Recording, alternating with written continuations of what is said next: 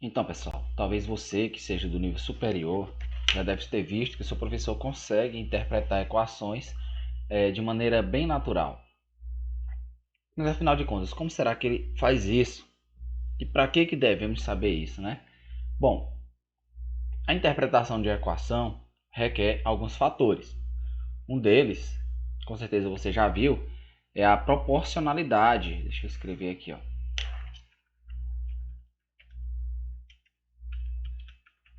Proporcionalidade. Ou seja, quando você olhar uma equação, você vai ver se ela é diretamente ou inversamente proporcional.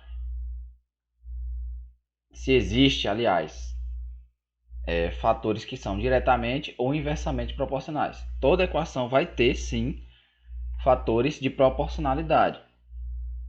Vou colocar aqui, ó, direta ou indireta. É direta ou inversa. Como assim? O que seria uma proporcionalidade direta ou uma proporcionalidade inversa? Vamos olhar aqui. Eu vou colocar bem aqui a equação da gravidade. Ó. F, a força da gravidade, é menos G mm sobre rzinho quadrado vezes a distância. Ó, pessoal, no geral esse r aqui não é a distância, aliás, não é o raio do planeta, é a distância entre, por exemplo, um planeta e um ponto aqui no espaço, onde vai ficar a nossa massa de prova mzinho. Por exemplo, a Lua e a Terra, seria assim mais ou menos.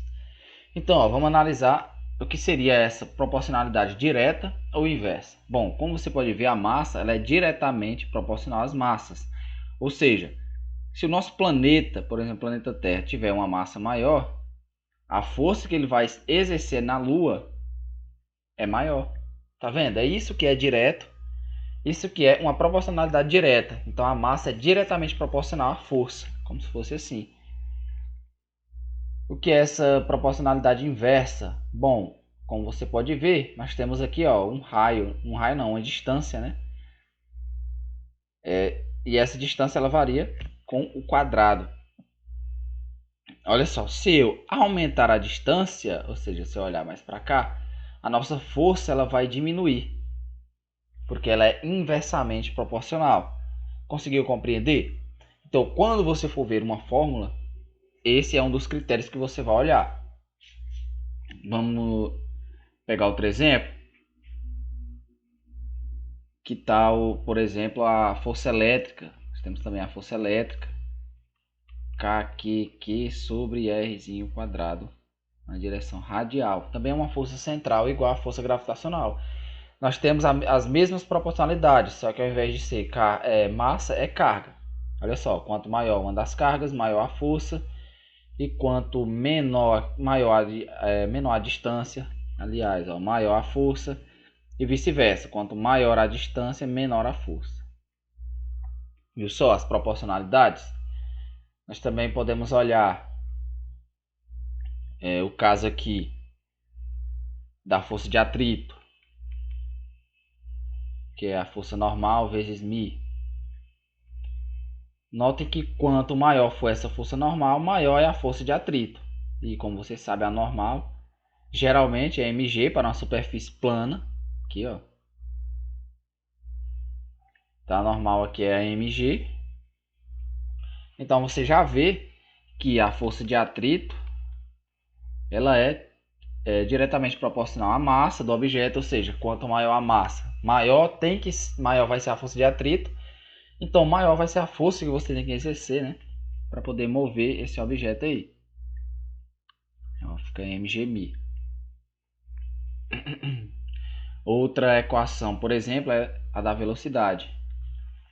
Ó, vamos imaginar que a velocidade aí é essa daqui, ó, raiz de 2g z, por exemplo. Então, duas vezes a aceleração vezes uma distância aí percorrida, chamar de ΔS. Você vê que existe proporcionalidade também entre o espaço, ó, e a velocidade. Idem para essa equação aqui, ó, ΔS sobre ΔT. Vai existir proporcionalidade também entre o espaço e a velocidade. Ó. Quanto maior o espaço, que essa partícula percorrer, maior vai ser a velocidade que ela tem que percorrer num determinado tempo. Tá vendo? Quando você observar essas equações, você vai ver a inversa, as proporcionalidades, se é inversa ou se é direta. Não se esqueça disso. Então, uma pergunta teórica que eles podem fazer é o seguinte: digamos que uma partícula ela se desloca por uma distância chamada de ΔS, igual está aqui, num tempo ΔT.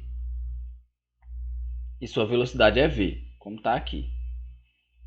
Outra partícula faz o mesmo deslocamento num tempo 2 vezes menor. A velocidade da outra partícula é maior ou menor do que a da anterior? A segunda partícula tem uma velocidade maior ou menor do que a primeira? Notem que se eu não conhecesse essa parte aí da proporcionalidade que eu estou falando para vocês, eu não saberia dizer, porque eu teria que fazer conta. Mas como eu sei que o tempo da anterior é 2 vezes menor, eu posso chamar de V2 ΔS sobre T2, né? ΔT2. Porém, o ΔT2 é 2 vezes menor, ou seja, ele foi na metade do ΔT1. Então, V2 é 2 vezes V1. Logo, a gente vê que a velocidade dessa partícula 2 é maior, 2 vezes maior do que a partícula da velocidade 1. Outra forma é você analisar a própria equação. Como o tempo é 2 vezes menor, então você tem uma redução no tempo, o que causaria um aumento na velocidade. Viu só? Então, teoricamente, já teremos uma resposta, que V2 é maior do que V1. Então, esse é o critério aí da proporcionalidade. Outro critério seria analisar as funções. Que geralmente, algumas equações são funções. Por exemplo, essa força gravitacional é uma função, é um vetor, né? Na verdade, um vetor que depende do vetor radial R. Tá vendo? Essa velocidade V, ela depende do tempo. Em alguns casos, por exemplo, no movimento uniformemente variado. O espaço também, depende do tempo. Então, você deve olhar a dependência das equações. Então, a gente pode, inclusive, fazer um exemplo aqui. Deixa eu abrir outro quadro aqui. A gente pode, por exemplo, analisar a equação horária do espaço, S de t, para o movimento uniformemente variado. S0 mais V0t mais at² sobre 2. Essa é a equação horária da posição. Como você pode ver, ela é uma função do tempo. E é isso que eu quero falar quando eu trato a respeito da funcionalidade, da dependência com determinada variável. O que aqui está dizendo é que esse espaço ele varia quadraticamente com o tempo. Então, daqui você já pode supor a respeito dos gráficos, que um gráfico para uma aceleração positiva vai ser mais ou menos assim, né? Que passa pelo ponto aqui, S0. E esses aqui são nada mais nada menos do que os extremos. São as raízes dessa equação horária aqui. Viu só do que eu já tirei aqui? Eu já sei que existe um ponto de máximo para essa função horária. Ou seja, um ponto de retorno. É como se o nosso objeto ele acelerasse e depois desacelerasse. Como se fosse isso. Está conseguindo ver a funcionalidade? Outra forma. A velocidade, no geral, ela pode ser representada como uma função da posição e do tempo. Para você ver. Nós que somos do curso superior, nós sabemos que existe uma coisa chamada de regra da cadeia, dV/dt. É dV, ds, ds, dt. Mas ó, essa taxa de variação da posição com respeito ao tempo é justamente a nossa velocidade. Então a taxa de variação da velocidade com respeito ao tempo equivale à taxa da velocidade com respeito à posição multiplicado pela própria velocidade. Viu o que é que eu tirei daqui? Ó, como a minha velocidade ela varia com a posição e com o tempo, eu posso formular uma equação a partir dessa expressão que relacione velocidade e posição. Essa equação você já conhece, é a equação de Torricelli. Quer ver? Ó, para uma aceleração constante, dv dt é a própria aceleração, nós temos v dv ds. Eu passo ds para o outro lado e integro todo mundo. Resultado disso fica a vezes a partir de um espaço inicial até um espaço final, e aqui de uma velocidade inicial até uma velocidade final. A vezes ΔS é igual a V final ao quadrado menos V inicial ao quadrado sobre 2. Por fim, você tem a equação de Torricelli, que igual eu disse. Ó, V0 quadrado mais 2A ΔS. Viu só? Isso aqui descreve uma equação para a velocidade não mais em função do tempo.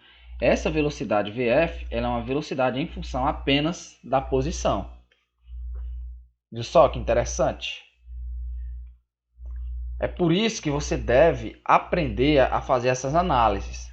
Normalmente, geralmente, você vai ter essa equação que é dependente do tempo e, além disso, nós temos a proporcionalidade com o tempo aqui e o tempo aqui. Então, nós temos proporcionalidade com o tempo quadrado e tempo de maneira linear. Quer ver uma coisa muito interessante? Você pode pegar aqui a equação horária novamente.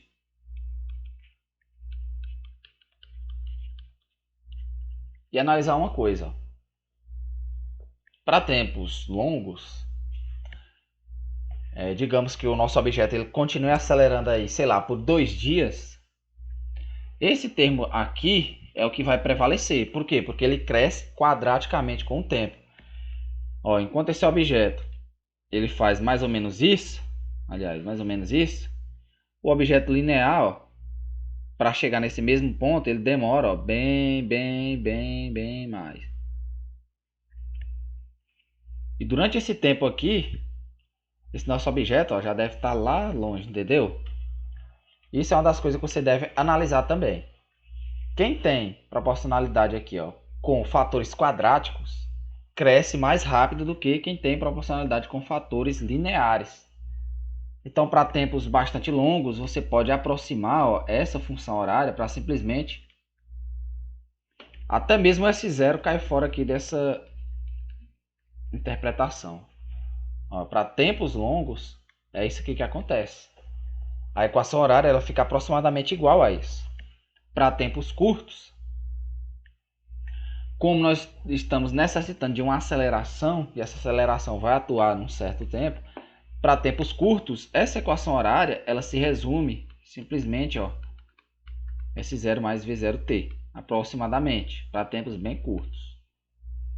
Para você ter uma ideia de como funciona aí esse negócio. Existe outra forma, né?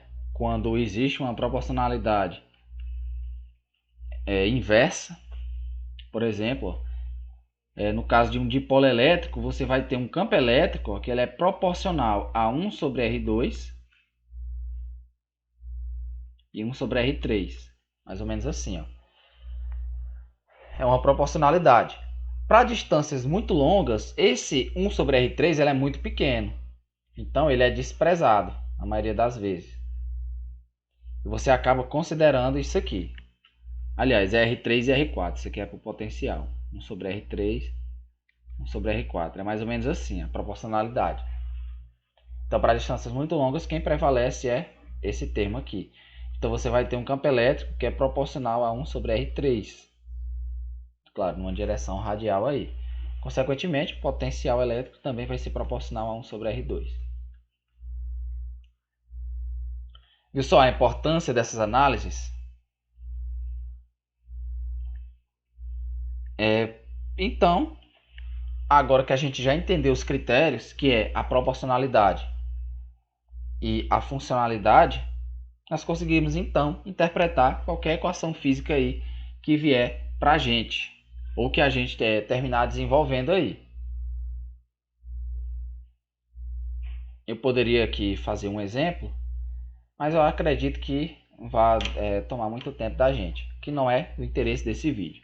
Então, pode deixar aí seu gostei, seu comentário se você tiver alguma dúvida, e até a próxima.